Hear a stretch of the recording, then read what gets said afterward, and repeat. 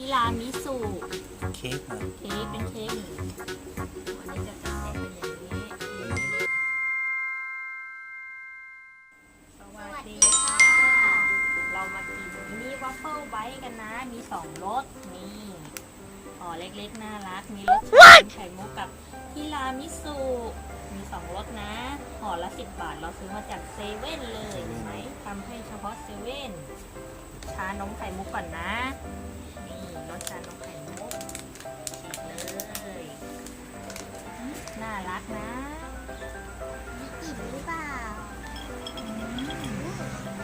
เล็กๆพอดีคหอมกลิ่นชานมเลยนี่ ำกลิ่นแบบชานมเลยอ่ะ ลองกินดิ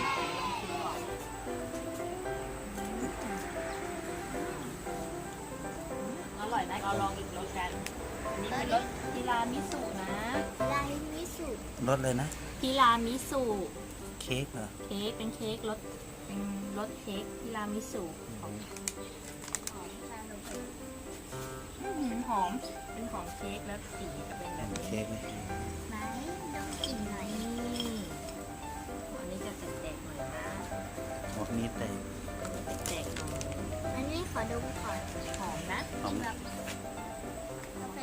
นิดๆอ่ะ กาแฟ ใช่ทีรามิสุเป็นเค้กผสมกาแฟ อ๋อ อ๋อ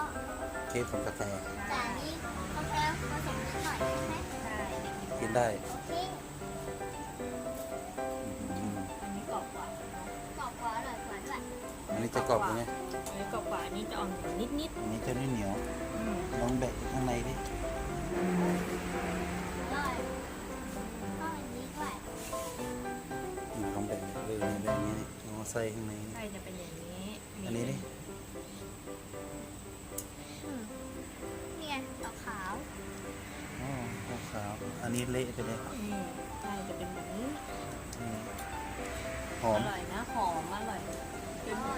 กินเล่นเพลินมาก อร่อย ออกหวานมัน เนี่ยเอาไว้หวาน อร่อยแม่กินต่อไปรวมแม่กินต่อไป ด้วย ซองละ10 บาทก็ได้เยอะเหมือนกันนะทุกคน